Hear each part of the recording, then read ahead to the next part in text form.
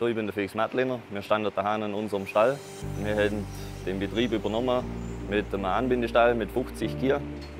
Wir haben dann quasi einen Laufstall daraus gebaut. Über die Firma Neuer sind wir drauf gekommen, viele Maschinen zur Zeitersparnisse, zum Beispiel automatisiertes Melken, Entmisten, Füttern. Wir haben jetzt einen GA-Roboter eingebaut und wir melken mit dem Roboter um die 60 Kühe.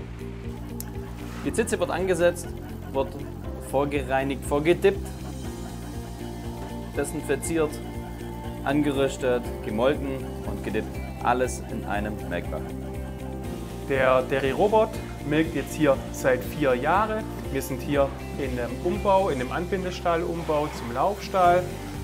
Herausragend war hier in den vergangenen 4 Jahren eine Milchleistungssteigerung mit dem AMS von 17 Liter pro Kuh auf 30 Liter pro Kuh.